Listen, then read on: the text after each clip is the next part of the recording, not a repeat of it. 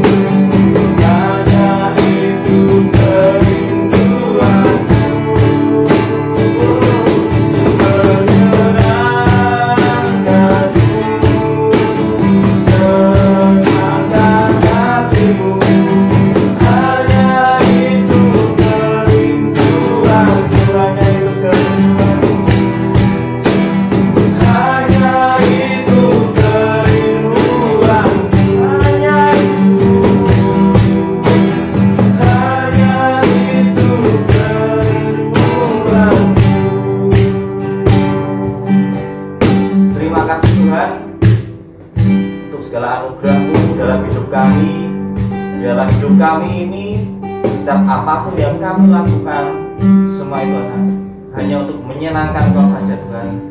Bila semua yang kami lakukan berkenan di hadapan-Mu.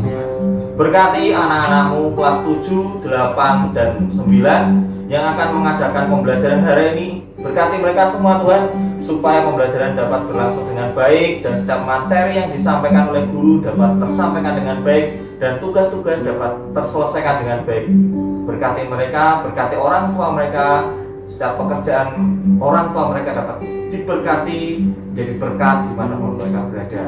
Terima kasih Tuhan Yesus, terima kasih Roh Kudus, terima kasih untuk segala anugerah dan kebaikan-Mu hingga pagi hari ini kami dapat menghirup udara yang segar. Terima kasih Tuhan Yesus. Haleluya. Amin. Terima kasih anak-anak.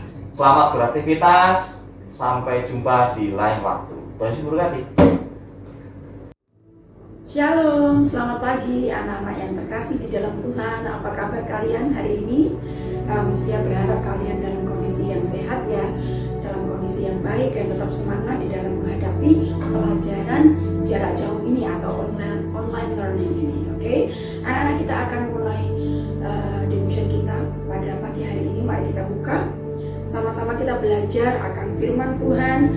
Seperti yang seminggu ini sudah disampaikan, anak-anak jika perhatikan, kita punya ayat hafalan ya, yaitu Roma 12 ayat 10. Hendaklah kamu saling mengasihi sebagai saudara dan saling mendahului dalam memberi hormat. Ya anak-anak, ayat ini sebenarnya merupakan ayat yang menunjukkan salah satu karakter dalam kehidupan Kristen, terutama karakter sebagai anak-anak didik di sekolah Kristen Terang Bangsa, yaitu peduli dan menghargai ya.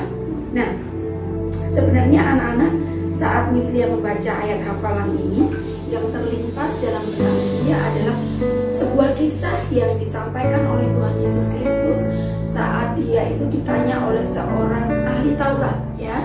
Tahu enggak di mana kisahnya? Ada yang tahu? Yaitu kisah tentang seorang Samaria yang murah hati atau seorang Samaria yang baik hati ya. Mungkin beberapa dari kalian sudah pernah tahu cerita ini dari sekolah minggu, tapi tidak ada salahnya mari kita sama-sama membaca dan mempelajarinya dalam Lukas 10 ayat 25 sampai 37 ya. Mari buka Alkitabmu sama-sama dengan saya.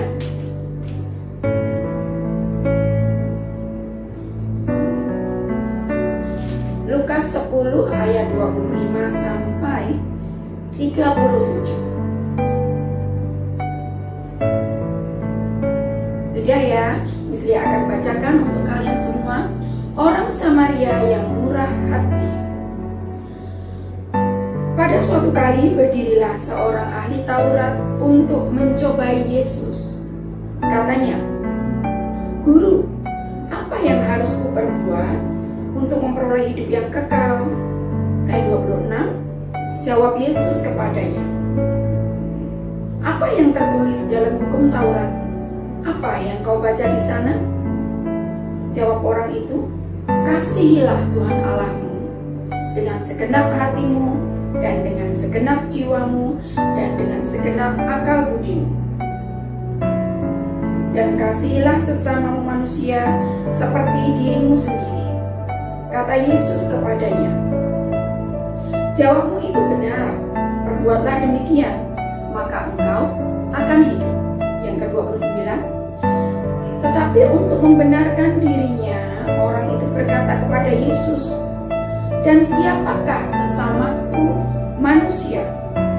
Jawab Yesus, "Adalah seorang yang turun dari Yerusalem ke Yeriko. Ia jatuh ke tangan penyamun-penyamun yang bukan saja merampoknya habis-habisan, tetapi yang juga memukulnya, dan yang sesudah itu pergi meninggalkannya setengah mati."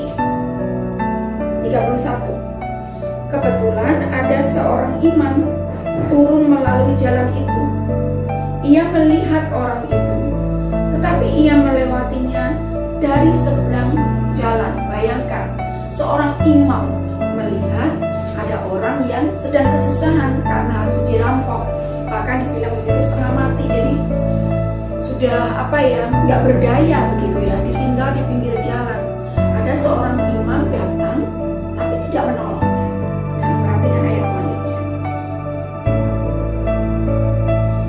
Ayat yang ke-32.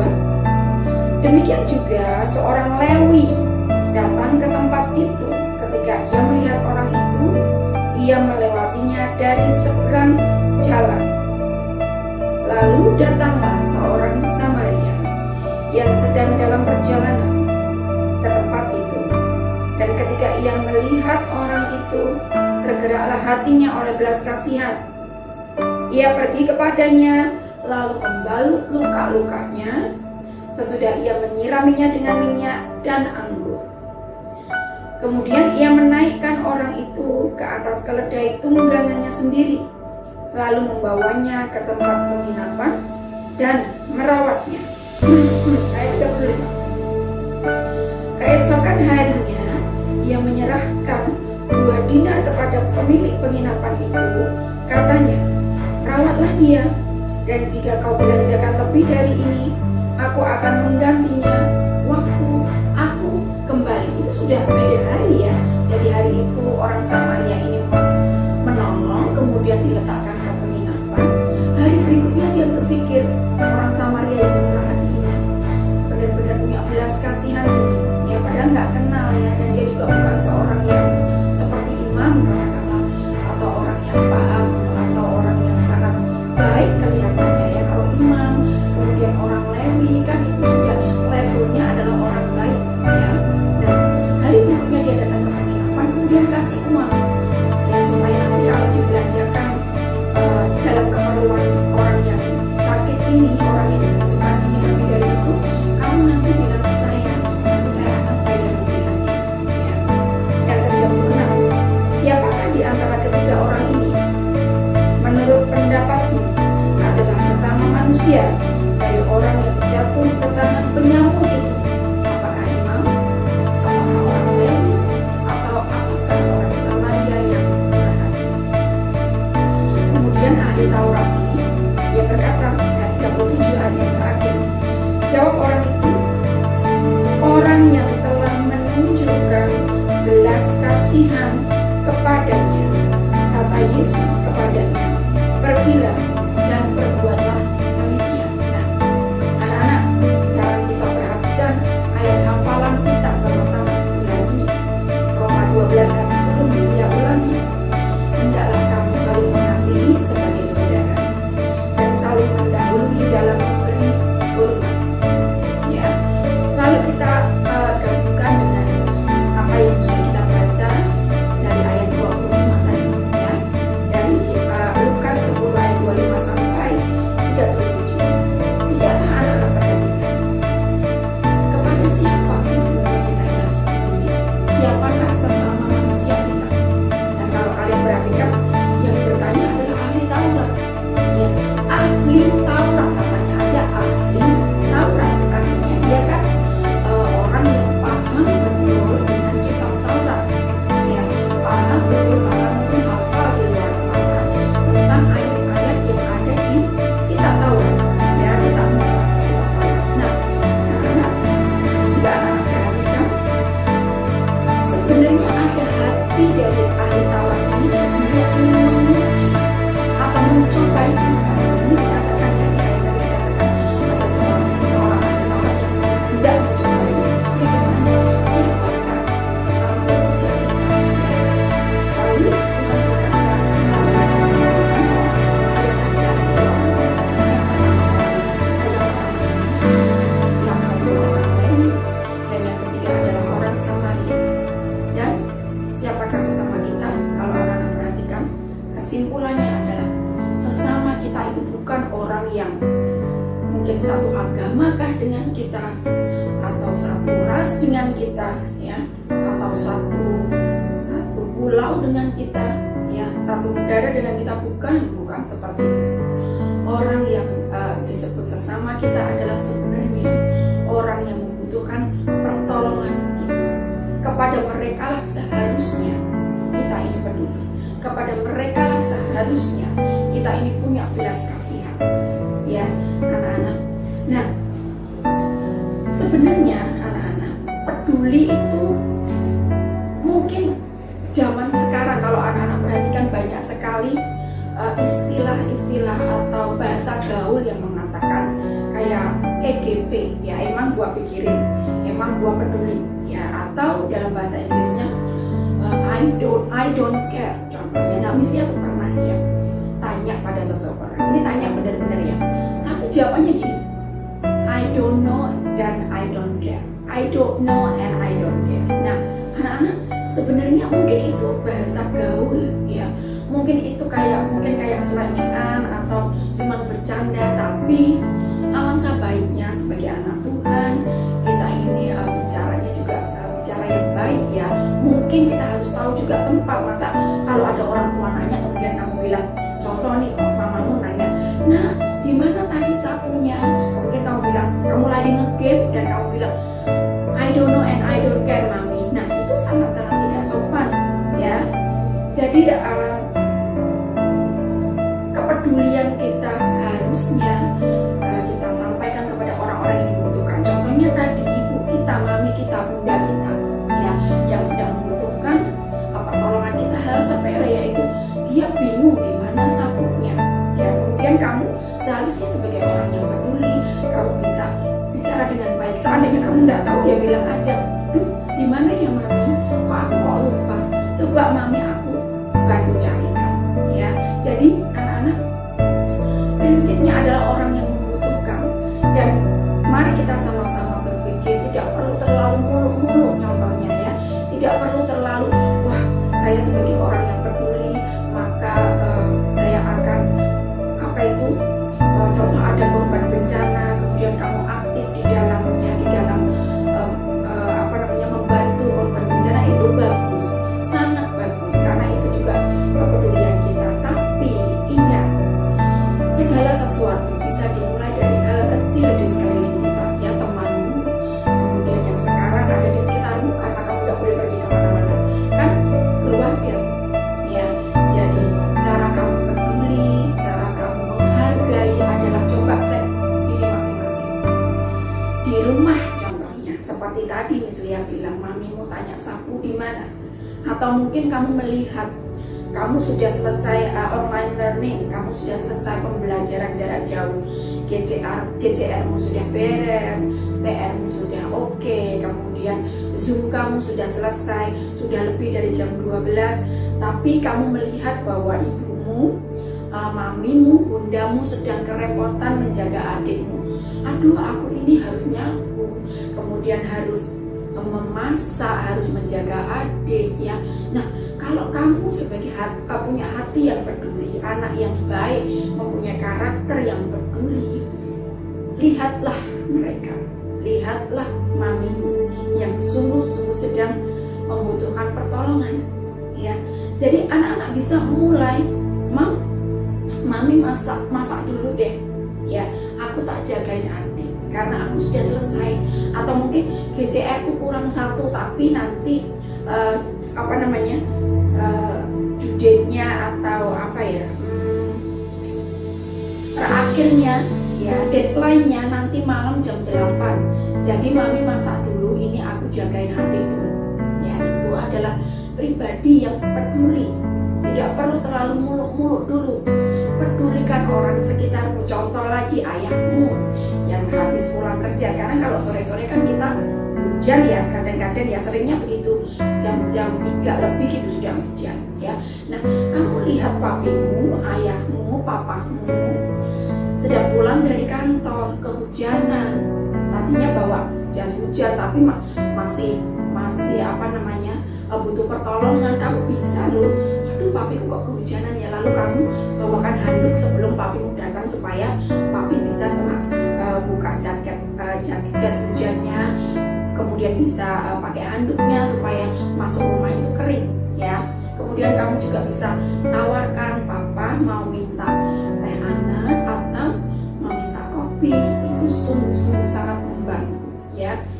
Tunjukkan kepedulianmu dari orang-orang di sekitarmu dulu. Nanti kalau anak-anak sudah masuk sekolah, kamu bisa tunjukkan juga kepedulian dengan teman-teman di sekitarmu, mereka yang membutuhkan pertolongan, kamu bisa bantu, ya.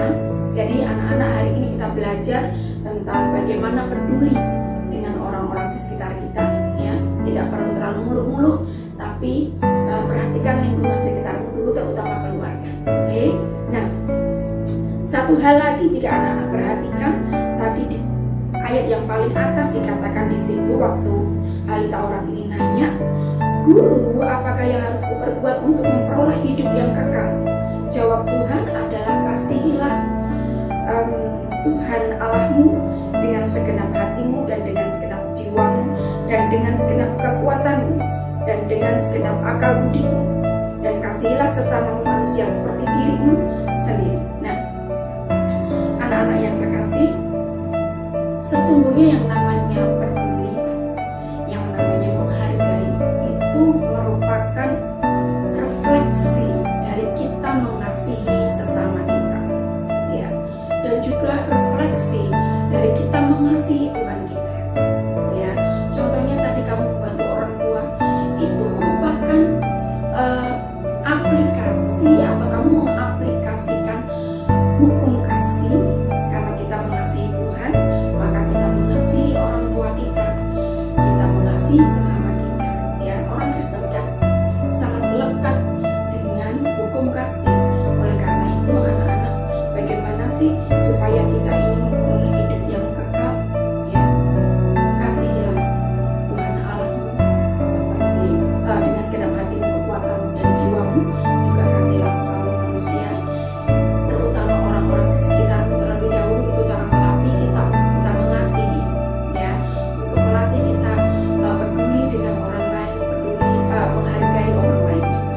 Oke, jadi tetap semangat. Mari kita sama-sama belajar untuk mengasihi, menghargai dan peduli dengan orang-orang di sekitar kita. Oke anak-anak, mari kita sama-sama berdoa. Terima kasih Tuhan untuk anugerah-Mu, terima kasih untuk firman yang Tuhan sudah sampaikan. Hamba-Mu selesai berbicara Tuhan, tapi hamba-Mu yakin ada Roh Kudus yang terus membimbing anak-anak-Mu dimanapun mereka berada, juga membimbing hamba-Mu juga. Engkau terus mengingatkan untuk kami saling mengasihi, mengasihi-Mu lebih dari apapun Tuhan, dan juga untuk mengasihi sesama